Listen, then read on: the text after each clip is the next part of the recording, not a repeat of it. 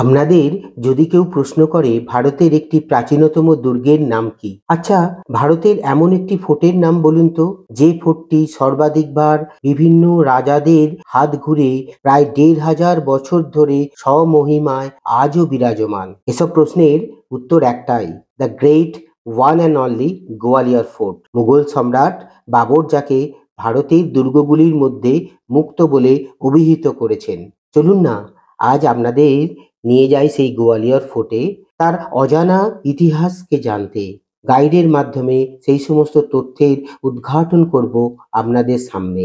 আপনারা গোয়ালিয়র ভ্রমণ শুরু করতে পারেন হাওড়া থেকে 12175 চম্বল এক্সপ্রেসে করে, যেটা হাওড়ায় বিকেল ৫টা ৪৫ মিনিটে ছেড়ে পরের দিন বিকেল ৫টা ৫-এ গোয়ালিয়র পৌঁছে যায়। আমরা আমাদের গোয়ালিয়র ভ্রমণ শুরু করেছিলাম ভোপাল থেকে রাত ২টো ৪০ মিনিটের ট্রেন 12715 সাচখন্দ এক্সপ্রেসে করে, যেটা ৫ ঘন্টা ৫ মিনিট সময় নিয়ে সকাল ৭টা ৪৫ মিনিটে গোয়ালিয়র স্টেশনে আমাদের পৌঁছে দেয়।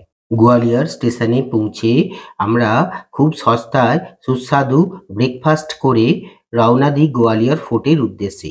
এখানে আপনাদের বলে রাখি, গোয়ালিয়র ফোর্ট পর্যন্ত যাওয়ার জন্যই আপনারা অটো ঠিক করবেন। সারা দিনের প্রোগ্রামের অটো এখান থেকে কখনোই ঠিক করবেন না, কারণ গোয়ালিয়র ফোর্ট দর্শন করতে গেলে গোয়ালিয়র ফোর্ট সংলগ্ন স্থান থেকেই আপনাদের অটো বা গাড়ি বুক করতে হবে। তাই আপনাদের ফোর্ট পর্যন্ত অটো প্রথমে বুক করবেন। গোয়ালিয়র ফোর্ট থেকে স্টেশন ৪-৫ কিলোমিটার হবে। ভাড়া নেয় অটোতে ১৫০ থেকে ২০০ টাকা। আমাদের পুজোর ভ্রমণের শেষ গন্তব্য গোয়ালিয়র ফোর্ট। আমরা ভোপাল থেকে সাচখন্দ এক্সপ্রেস ধরে পৌঁছে গিয়েছিলাম। ভোপালে যাওয়ার আগে আমরা অমরকন্টক এবং অমরকন্টকের পাশাপাশি দর্শনীয় সমস্ত স্থানের ভিডিও আপনাদের ২টি পর্বে, আর ভোপালের কাছে অবস্থিত ভীমবেটকা এবং সাঁচি স্তূপের দর্শন, ভারতের সবথেকে বৃহত্তম শিবলিঙ্গ রাজা ভোজের মন্দির, ২টি পর্বে উপস্থাপন করেছি ডক্টর শ্যামল মিত্রের ইউটিউব চ্যানেলের মাধ্যমে। আপনারা সেই ভিডিওগুলো দেখে না থাকলে দেখে নেবেন, ভিডিওর লিংক ডেসক্রিপশন বক্সে আমি দিয়ে রাখলাম। আজ ১৩ই অক্টোবর ২০২৪ গোয়ালিয়র ফোর্টে পৌঁছে যাই। ওখানে গোয়ালিয়র ফোর্টের যে অটো বা গাড়ি দুরকম আছে, আমরা গাড়ি করি সমস্ত ফোর্ট, পাশাপাশি তেলির মন্দির এবং আরো দর্শনীয় স্থান ঘুরে দেখানোর জন্য ওরা নেয় আমাদের কাছ থেকে ৬০০ টাকা। সেই ৬০০ টাকা দিয়ে আমরা গোয়ালিয়র ফোর্ট এবং তার সংলগ্ন মন্দিরগুলো ঘুরে দেখি, তারপর আবার তারা গোয়ালিয়র ফোর্টের ওখানেই আমাদের ছেড়ে দেয়। গোয়ালিয়র ফোর্টকে ঠিক মতন এক্সপ্লোর করতে গেলে আপনাদের অবশ্যই গাইড নিতে হবে। আমরা প্রথমে ভাবছিলাম যে গাইডটা নেবো কিনা। ওনার প্রথমে ১২০০ টাকায় কন্ট্যাক্ট হয়, তারপর আস্তে আস্তে বিভিন্ন স্থানগুলো পরে আলাদা আলাদা রেট হিসেবে টোটাল ২০০০ টাকা নেয়, পাশাপাশি সমস্ত কিছু দর্শনীয় স্থান ঘুরে দেখানোর জন্য। এই গাইড বাদশাহ মির্জার ফোন নাম্বার আমি দিয়ে রাখবো। আপনারা যখন নিজেরা গোয়ালিয়র ফোর্ট আসবেন তখন আর গাইড নেওয়ার দরকার নেই। আমার এই ভিডিওগুলো দেখলে তার পুঙ্খানুপুঙ্খ বর্ণনা আপনারা পেয়ে যাবেন এই গোয়ালিয়র ফোর্টের। গোয়ালিয়র ফোর্টের মানসিং প্যালেস, বিক্রম মহল, করণ মহল, জাহাঙ্গীর মহল, জহর কুণ্ড সব আপনারা দেখে নিয়েছেন ২টি পর্বে। আরো দেখে নিয়েছেন মানসিং প্যালেসের মধ্যে ন্যাচারাল এসি, টেলিফোনের মতন যোগাযোগ ব্যবস্থা, সিসিটিভি ক্যামেরার মতন অদ্ভুত সব ব্যবস্থাপনা ২টি পর্বে উপস্থাপন করেছি। আজ আপনাদের ঘুরে দেখাবো এই ফোর্টের মধ্যেই অবস্থিত অপরূপ গঠন শৈলীতে তৈরি সহস্রবাহু মন্দির বা শাসবাহু মন্দির, তেলিকা মন্দির এবং দাতাবন্দি ছোর গুরুদ্বারা। অসাধারণ কারুকার্যময় নাগা শৈলীতে তৈরি এই সহস্রবাহু মন্দির। বাইরের গঠন দেখে মনে হবে জৈনদের কোনো মন্দির। ১০৯৩ খ্রিস্টাব্দে কচ্ছপ ঘাট বংশের রাজা মহিপাল এটিকে নির্মাণ করেন। এটি মূলত বিষ্ণু মন্দির, 1000 বাহু বিশিষ্ট শ্রী বিষ্ণুর একটি মন্দির। মহিপালের মাতা ছিলেন বিষ্ণুর উপাসক, তাই উনি মাতার জন্য এই মন্দিরটি 18 বছর ধরে নির্মাণ করেছিলেন। এই মন্দিরটি ইন্টারলকিং সিস্টেম দ্বারা নির্মিত হয়। পরবর্তী ক্ষেত্রে কালের নিয়মে মহিপালের বিবাহ সম্পন্ন হয়। মহারাজা মহিপালের স্ত্রী ছিলেন শিবের ভক্ত এবং গণেশেরও উপাসক। পরবর্তীকালে রাজা মহিপালই পাশে আরেকটি মন্দির নির্মাণ করেন। কালক্রমে এই মন্দির দুটি শাস বহু অর্থাৎ শাশুড়ি এবং বৌমার নামানুসারে এই মন্দিরটি পরিচয় লাভ করে। From outside, the architecture of this building is in like Nagarshili.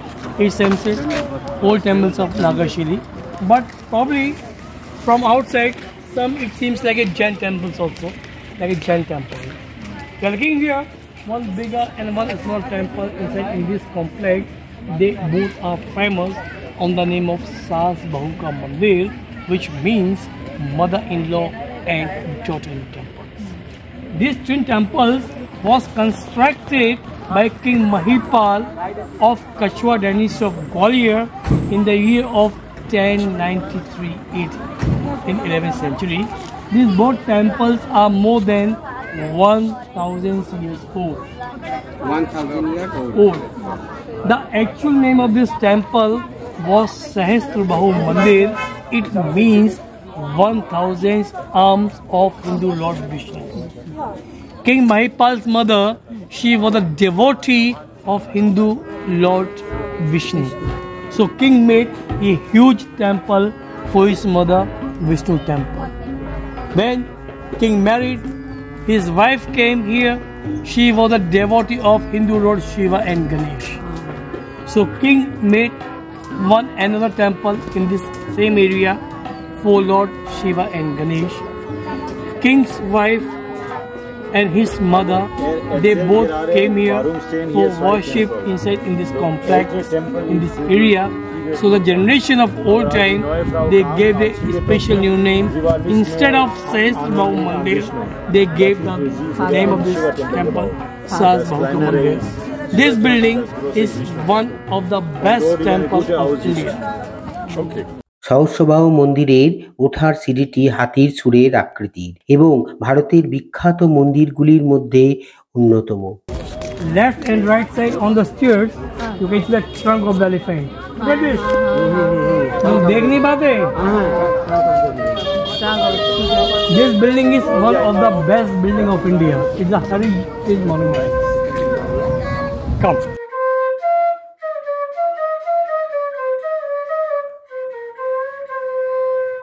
মন্দিরের মধ্যেই প্রবেশ করে আপনি মন্দিরের ছাদের অপরূপ কারুকার্য দেখে মুগ্ধ হয়ে যাবেন।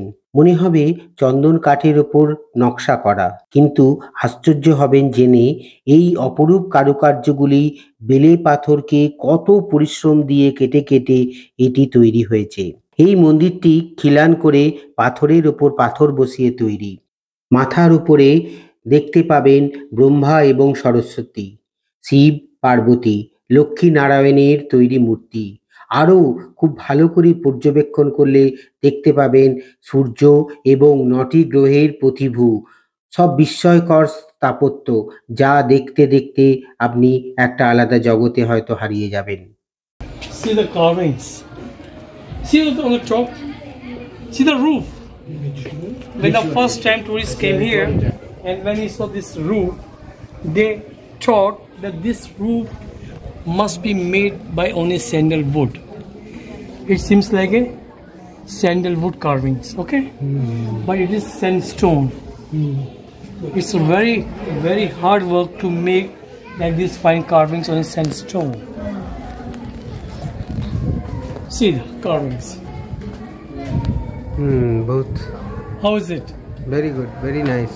Now see. From left side, see, look at this. Brahma with Saraswati. Then this on the top. Brahma with Saraswati, Vishnu with Lakshmi, Shiva with Parvati. In the same time, you can see the vehicle of Vishnu, which is called Garuda. Left and right, we see Ganga and Yamuna. In the center of Vishnu with Lakshmi, left and right side, you can see Navgraha. See, Sun, Moon, Som, Mangal, Buddh, Brihaspati, Shukra, Shani. On both sides. See. Seven. Yeah. Seven. देखा Look at.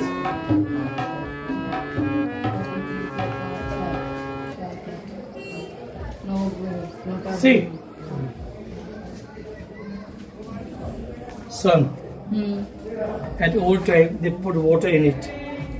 Inside जब पानी बाहर निकलता था, कोई मंदिर में आता था, पहले पाँव धोते थे, उसके बाद अंदर प्रवेश करते थे। सूरज एक गर्मी का प्रतीक है। आदमी जैसे आता है ना कि वो मेरे साथ ईश्वर ने गलत किया, ये किया, वो किया, मैं आज शाम में झगड़ा करूँगा, तो यहाँ पे आता था, जैसे पाँव धोता था, उसके मन में जो गर्मी थी ईश्वर वो शांत हो जाती। शंख बने होने चाहिए, जो हिंदू आर्किटेक्चर में पड़ती है। आपको समझाना नहीं पाते। মন্দিরের সামনেই স্বল্প গভীরতাযুক্ত চৌবাচ্চা ছিল, যাতে পা ডুবিয়ে মন্দিরে প্রবেশ করতে হতো। In 17th century, when the last great Mughal emperor Aurangzeb, when he came on the power on his own, at time when he captured this one, at that time he covered the walls of this building by a lime plaster, and he opened one Royal Arabic school in the temple. The Muslim children they got the Arabic education. But in the year 1881, when British Major Mr. G. Keith came in the fort, and when he came in the temple, that time he found that some lime plaster had been chopped.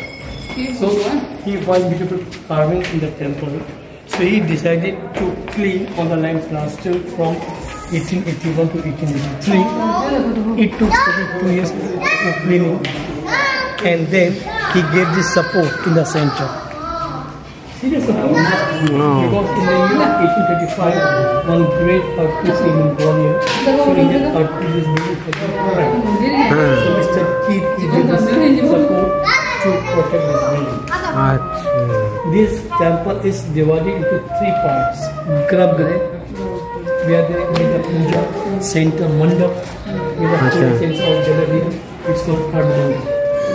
It's called Bayaka Atman. This এটা ये मंडप। Mandap means at old time in the lower parts, Shudra. They are not allowed to go inside the main part of the temple. So they stay outside the Ad Mandap and they boil the statues of the gods and they pray from outside of them. They won't allow to come in. ये मंडप, उसके बाद See. এই মন্দিরটির 3টে অংশ, গর্ভগৃহ, মণ্ডপ এবং 8 মণ্ডপ। 8 মণ্ডপটি সবার বাইরের দিকে। এখানে নিচু শ্রেণীর লোকেরা এখান থেকেই মন্দির দর্শন করত। সহস্র বাহু মন্দির 1000 বছরের বেশি পুরনো। এই মন্দিরের মহিলাদের অলংকার, ব্যাঙ্গেল, রিংস, বেনারসির নকশা এবং চীনাদেরও নকশা, ড্রাগন প্রভৃতি দেখতে পাবেন এই মন্দিরের গায়ে। আচ্ছা। So this temple was dedicated to Hindu Lord Vishnu. You can see, come on, 1000 years old, the designs of the women jewelry, the designs of the bangles, see? Even now you see the designs of the rings. Even now women wore this type of rings. Below you can see the designs of the earrings here. You can see the designs of anklets here, see? Look at the border of the Banarsi sari. Look at this. Look at here the Chinese Philippine designs. Look at this. The dragons. Chinese design. अगर आप अकेले आते तो आप ये सब देख लेते क्या? नहीं देख पाते आप। सिर्फ चक्कर मार के निकल जाते आप। ठीक। This whole temple was completed with the interlocking system. Interlocking System, yeah. And it took total 18 years to complete. 18 years to complete the whole this big temple. আগেকার দিনের মন্দিরের উপরিভাগে থাকতো 4টি আয়না। সূর্যের আলো প্রতিফলিত হয়ে মন্দিরের ভিতরকে আলোকিত করত। এছাড়াও অপরূপ নাগ নাগিনদের ভাস্কর্য, অপূর্ব সুন্দর সব নয়নাভিরাম কারুকার্য আপনারা দেখে মুগ্ধ হবেন। Pillar, can you see the pillar over there? The tower. At old time, 4 mirrors were fixed on the top of the tower on his 4 direction: south, north, east, and west. So at old time, when the sun rises from the east direction, that mirror he took his light and he reflected inside the temple. So old time they fixed. Look at that. These squares, you see, squares. They fix the mirrors in it. So they shines. Stones. All removed. All are removed. Yeah. Look at the sign of king and queen, cobra. A pair of cobra. See, Cobra. Nagin. Nagin. हाँ. Aye. Now we are going to see the small temple. Very beautiful building. This is Garbhagriha. মহারাজা মহিপালের স্ত্রী ছিলেন শিব এবং গণেশের উপাসক। তারই উদ্দেশ্যে নির্মিত এই বহু মন্দির। এই বহু মন্দির থেকেই পুরনো গোয়ালিয়র শহরের দৃশ্য আপনাকে আরও একটা আলাদা জগতে পৌঁছে দেবে, আপনাদের ভ্রমণকে আরও সার্থক করে তুলবে।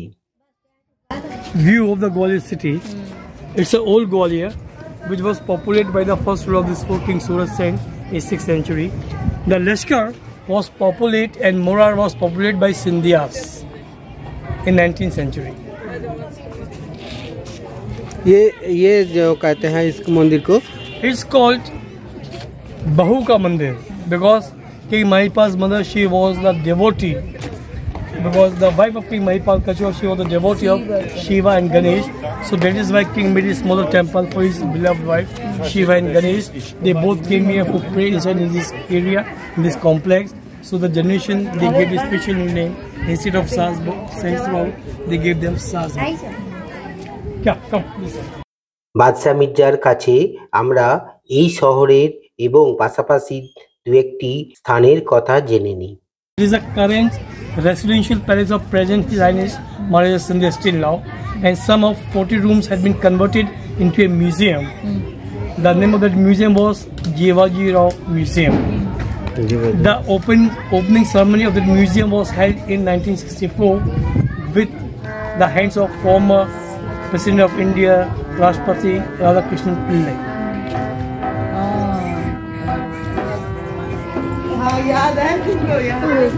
That part was developed by Sindhyas and the behind part was also developed by Sindhyas. अच्छा वो जो व्हाइट बिल्डिंग Close का time It's 10 to 5. 10 to 5. 4 बजे बुकिंग बंद हो जाती है इसलिए अभी दिन छोटा हो गया ना. And there is a Sikh temple, it's a new building. After fort, if you want to see, you take car and you can go have a look. अच्छा this is the Sindhya Yeah. और this is the gurdwara. ये सासबहू मंदिर और ये sun temple. Sun temple city में है. City में sun temple है. एक छोटा सन टेम्पल, एक छोटी सी मूर्ति है Surajkund. But the main part of Sun Temple is things like Konark Temple. Konark Temple in the city. Have you seen that? Oh, ये सिटी पर नहीं. You have seen the Konark Temple. But there is one more temple, same like Konark. It's a true copy of Konark, which was made by Birla.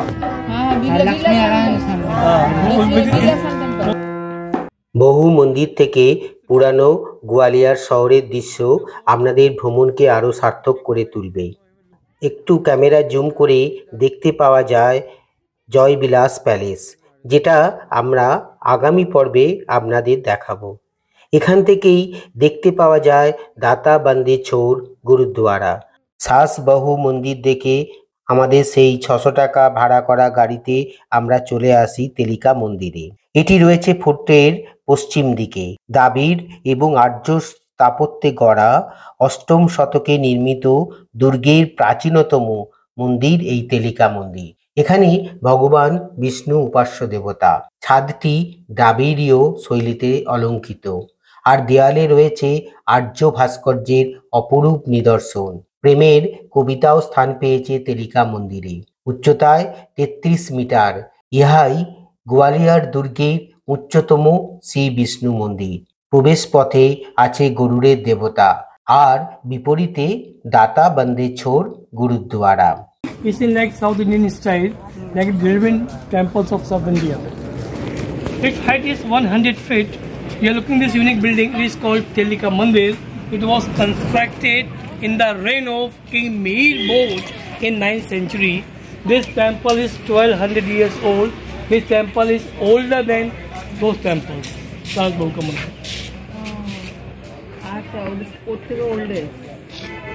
The food cooking businessmen, when they came from South India to Gwalior for a business purpose, at that time they don't had a proper space for shelter. So at that time, those all businessmen of food cooking oil, they all decided to collect the money from the all businessmen, and with the help of that money, they made a huge temple like South India in Gwalior. Because when they came here for business in Gwalior, they can spend, they can take shelter in the part of the temple, in the space. So those all businessmen, they all gave the lot of donation to make a huge temple in Gwalior. So with the help of that donation, they made an incredible temple in Gwalior, like Dravidian type, like South India's temple. The upper part has been repaired by Mr. Keith. Left and right side you can see Ganga and Yamuna. On the door you can see Ganesh, and on the top you can see holding the weight of the temple. That is statue, see? He's holding the weight of the temple. It is called Kichak. Yeah, because in Hindu mythology they believe that if we put the Kichak on the temple, so he can take the half weight with on their hands. So that is why they put the Kichak in all temples, because in the Hindu mythology he will divide the weight of temples in two parts. See, left and right side on the big window you can see two small temples. Can you see the small temples like Madurai? And on the top of the dome of the small temple you can see the faces of the lions. Lions, faces of the lions. Can you see? On the top of the faces you can see garlands, hanging garlands with the bells. On the top also see all garlands, hanging garlands. On the top bells are there. In the center you can see the blocks of the women jewelry ornaments. Comes. South Indian style के गजरा है design से. अच्छा अच्छा वो गजरा है. The elephant faces below the gajra. Sorry, the lion faces below the gajra. Lion faces, lion faces gajra. Look at the elephant. Yeah. Yeah, elephant. Elephant. Elephant, the sign of Ganesha. Elephant, the signs of the Ganesha, and peacock. তেলিকা মন্দিরের একটু বিপরীতে শিখদের পবিত্র গুরুদ্বারা দাতা বন্দে ছোর। জাহাঙ্গীরের বিচারে 2 লক্ষ টাকা দিতে অস্বীকার করায় ষষ্ঠ শিখ গুরু হরগোবিন্দ মহারাজকে বন্দী করে রাখেন মানসিংহের শিব মন্দিরের চত্বরে। সেই স্থানটা আপনাদের প্রথম পর্বের ভিডিওতে দেখিয়েছি। ওখানেই বাদশা মির্জার সঙ্গে পরিচয় এবং ডেসক্রিপশন আপনাদের দিয়ে দিয়েছি। কিছুদিন বাদে জাহাঙ্গীর অসুস্থ হয়ে পড়েন, কিছুতেই তার অসুখ সারছিল না। তারপর জাহাঙ্গীরের স্ত্রী নূরজাহানের ধর্মগুরু মির্জা মীরকে বলেন, মির্জা মীর বলেন, তুমি শিখ গুরু হরগোবিন্দ সিংকে বন্দী করে রেখেছ, তাই এই অবস্থা। ধর্মগুরুর কাছে এই কথা শুনে নূরজাহান ফরমান জারি করেন শিখ গুরুকে ছেড়ে দেওয়ার জন্য। শিখ ধর্মগুরু জানান তিনি একা মুক্ত হবেন না, 52 জন রাজার সাথে তিনি মুক্ত হবেন। জাহাঙ্গীর একটা শর্ত দেন, বলেন আমার একটা ছোট্ট মিনতি আছে আপনার কাছে, আপনার কুর্তি অর্থাৎ পাঞ্জাবি ধরে যতজন রাজা একসঙ্গে বাইর হতে পারবে তাদেরই আমি মুক্ত করব, বাকিদের আবার বন্দি করে রাখবো। সেই রাতে বিশাল এক কুর্তি তৈরি করেন এবং সেই কুর্তির যে কাপড়, সেই কাপড়টা দড়ির মতন করে 52 জন রাজা এই দুর্গ থেকে একসঙ্গে বাহির হয়ে যান। তার থেকেই এই গুরুদ্বারটার নাম হয়েছে দাতা বান্দে ছোর গুরুদ্বারা। এই অপূর্ব সুন্দর গুরুদ্বারা আমরা দেখে নিই। দাতা বন্দি ছোর এই গুরুদ্বারাতে আমরা সেদিনকার দুপুরের মিল গ্রহণ করেছিলাম এই লঙ্গরখানা থেকে। লঙ্গরখানায় মিল গ্রহণ করতে গেলে কোনো পয়সা লাগে না, তবুও মিলের জন্যে আমরা 3 জনে 300 টাকা দিয়েছিলাম।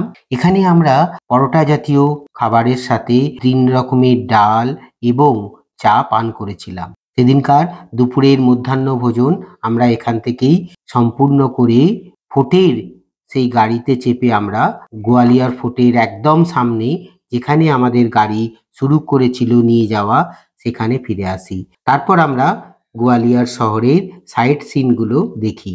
সান টেম্পল, জয়বিলাস প্যালেস। আগামী পর্বে আমরা আরো দেখে নেব মোহাম্মদ ঘাউসের মকবরা, তানসেনের সমাধি, জয়বিলাস প্যালেসের মধ্যে সিন্ধিয়া মিউজিয়াম এবং আরো অনেক অনেক দ্রষ্টব্য স্থান। ততক্ষণ আপনারা সবাই খুব ভালো থাকবেন। অনেক অনেক শুভকামনা রইল প্রত্যেকের জন্য।